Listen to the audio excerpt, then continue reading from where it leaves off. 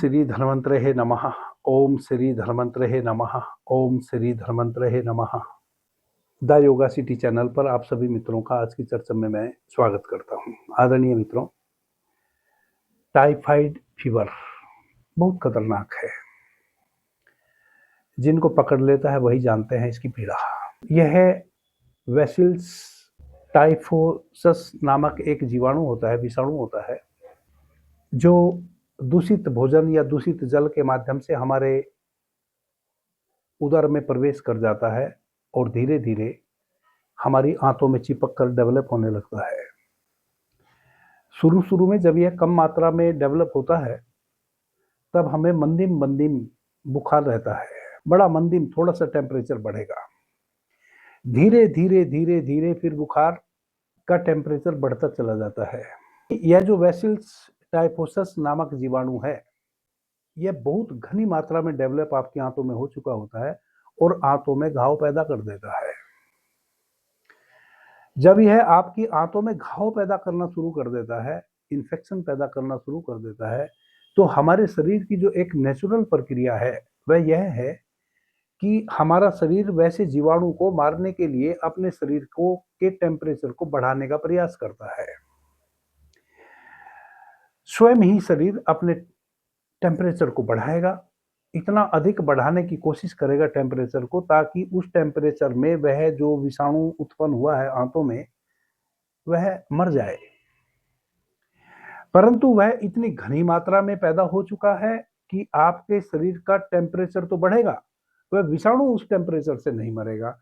दूसरे खतरनाक रोग आपको साथ में पल जाएंगे, क्योंकि आपके शरीर के जो बाकी अंग हैं उनको एक विशेष टेम्परेचर में ही सुरक्षित रहने की स्थिति है। आपके शरीर के एक एक अंग को एक विशेष टेम्परेचर चाहिए। वह कितने लो टेम्परेचर में कार्य कर सकता है और कितने हाई टेम्परेचर में कार्य कर सकता है, वह उसका एक फिक्स है आपके सभी शरीर के सभी अंगों का। अब यदि वेसिल्स नामक विषाणु आपकी आंतों में अधिक मात्रा में पैदा हो गया है, तो शरीर चूंकि नेचुरली टेम्परेचर को बढ़ाएगा उस विषाणु को नष्ट करने के लिए। वह तो नष्ट होगा नहीं, चूंकि अधिक मात्रा में बढ़ चुका। आपके शरीर के जो दूसरे अंग हैं जो उतने टेम्परेचर को बर्दाश्त नहीं कर सकते हैं, वह उतने टेम्परेचर को बर्दाश्त करने के लिए बने ही नहीं हैं, वह डैमेज होने शुरू हो जाएंगे। इसलिए ये टाइफाइड फीवर और नाना प्रकार की व्याधियों को भीतर जन्म दे देता है, जिसके कारण फिर शरीर धीरे धीरे क्रशकाय होता चला जाता है। क्योंकि सातों धातुओं का नाश हो जाता है शरीर में, ना नया ब्लड बनता, ना मज्जा बनती, ना मेद बनता, ना वीर्य बनता। सभी धातुएं नष्ट हो जाती हैं, ना मांस में वृद्धि होती। धीरे धीरे आपको कॉन्स्टिपेशन भी रहने लगेगा, आपका जी भी मिचलाने लगेगा, आपकी भोजन में से रुचि भी समाप्त हो जाएगी और आपके शरीर के अंग भी निस्तेज पड़ जाएंगे। कभी गर्मी कभी सर्दी का एहसास होने लगेगा, कभी कभी नाक से ब्लड आ जाएगा, सिर चकराना, सिर दर्द, कब्ज, गैस बनना, ये सारी चीजें धीरे धीरे आपके भीतर जन्म ले लेंगी। इन सभी लक्षणों से यदि वैसा लक्षण आपके पास है, टाइफाइड बुखार से आप ग्रस्त हैं और बार बार आपको टाइफाइड हो जा रहा है, तो आज जो मैं औषधि बता रहा हूं वह सदैव के लिए टाइफाइड से आपको मुक्ति दिला देगी। वापस से आपकी आंतें सशक्त हो जाएंगी, वेसिल्स नामक कीटाणु बिल्कुल 100% नष्ट हो जाएगा। आंतों में यदि इन्फेक्शन आ गया है, घाव हो गए हैं, वह घाव भी भर जाएंगे। आप टाइफाइड से सदैव के लिए मुक्त हो जाएंगे। सबसे पहले तो जिन मित्रों को टाइफाइड व्याधि हो गई है या परिवार में किसी सदस्य को, ध्यान रखें, उबला हुआ पानी पिए और उबले हुए पानी में भी, जैसे 1 लीटर पानी यदि आपने उबालना है तो उसमें 2 लौंग डाल दें, लौंग फूल वाली, जिस पे फूल हो, और 1 चने के दाने के बराबर, जितना आपका छोटा चना होता है ना काला, उतना बड़ा 1 फिटकरी का टुकड़ा उसमें डाल दें, तब उबाले पानी को,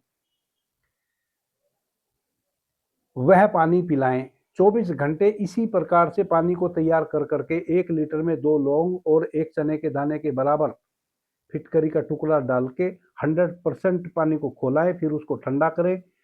नीचे का गंदा पानी छोड़ दें, ऊपर का पानी, यदि फिल्टर का पानी भी आपके पास है तो भी आप इस कर्म को करें, तब भी आप 100 डिग्री पे उस पानी को खौलाएं, वही पानी आप रोगी को पीने को दे। यह तो सबसे पहला प्रिकॉशन है। चाहे आप औषधि कोई भी ले रहे हों, किसी भी प्रकार का ट्रीटमेंट ले रहे हों, पानी दूषित किसी भी कीमत पर उदर में नहीं जाना चाहिए टाइफाइड रोगी के। और कई बार लोग भ्रम में पड़ जाते हैं कि हमने तो फिल्टर लगा रखा है इसलिए पानी तो शुद्ध ही है घर में। नहीं, वह आपके लिए शुद्ध है, यानी कि जो स्वस्थ व्यक्ति हैं उसमें चूंकि थोड़ा बहुत बैक्टीरिया पानी में होता है तो वह उसको डाइजेस्ट कर लेता है, परंतु जो रोगग्रस्त व्यक्ति है उसके लिए अभी भी उस पानी में बैक्टीरिया है जो उस घातक हो सकता है रोगी के लिए। उस बैक्टीरिया को 100% यदि आपने समाप्त करना है तो 2 लौंग 1 लीटर पानी में और 1 चने के दाने के बराबर फिटकरी डालकर ही उस पानी को आप 100 डिग्री पे खौलाएंगे, फिर ठंडा करेंगे, वही पिलाएंगे। यह पहला प्रिकॉशन है। अब औषधि नोट कर लो। बड़ी साधारण सी औषधि है, पंसारी के यहाँ मिल जाएगी। आप इस औषधि को लाके केवल 3 दिन उपयोग में लावें। 3 दिन में ही टाइफाइड ऐसे विदा हो जाएगा शरीर से जैसे कभी था ही नहीं, और जो खोई हुई शक्ति है रोगी की, वह शक्ति भी धीरे धीरे फिर ऑब्जर्व होने लगेगी, शक्ति भी लौट आएगी। एक औषधि आती है पित्त पापड़ा, इसी नाम से आपको पंसारी के यहाँ मिल जाएगी।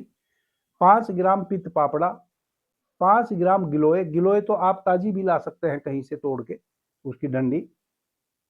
तो 5 ग्राम आपने, यदि ताजी गिलोय लाएंगे तो 10 ग्राम ले लेना है, और यदि सूखी गिलोय पंसारी के यहाँ से लाएंगे तो 5 ग्राम ले लेना है।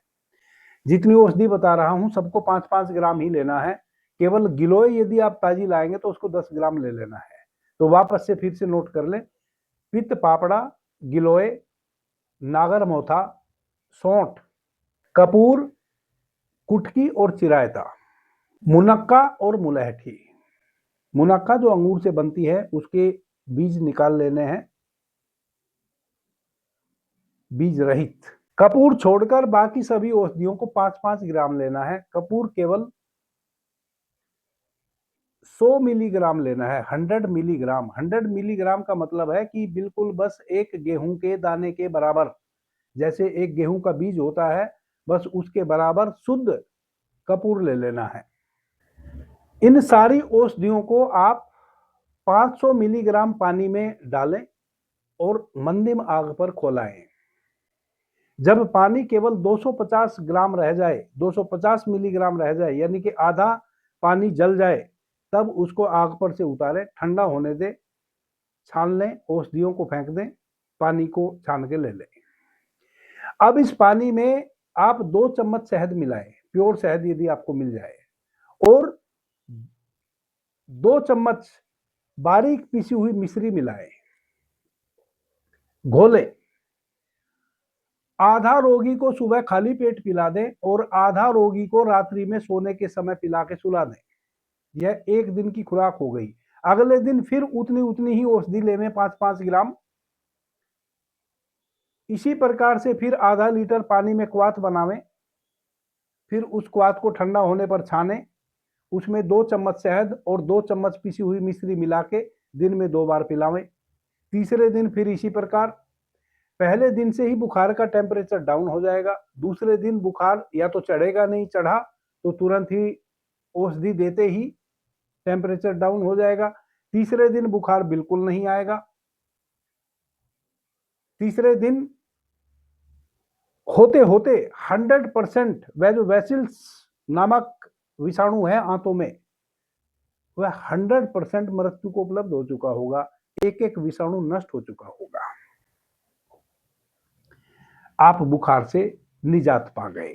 आप चौथे दिन 5वें दिन भी चाहें तो करें इस प्रयोग को, ना चाहें तो ना करें। बस फिर इतना ही ध्यान रखें कि प्रतिदिन सुबह में 1 चम्मच त्रिफला चूर्ण सुबह उठते ही गर्म पानी से आपने सेवन करना है। आधे घंटे में ही आपको 2 दस्त लगेंगे, पेट साफ हो जाना चाहिए।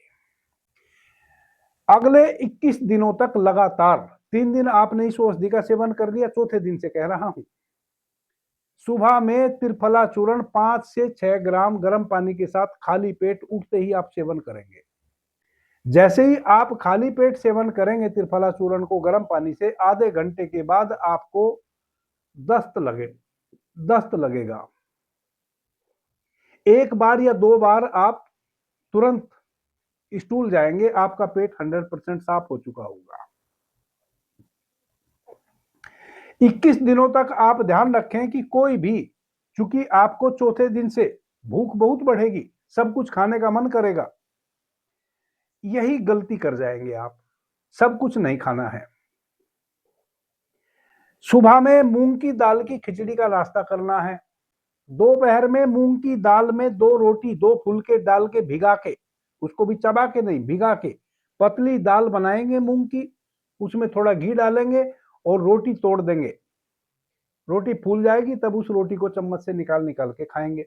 रात्रि में फिर मूंग की दाल के साथ ही आप उन रोटी को खाएंगे।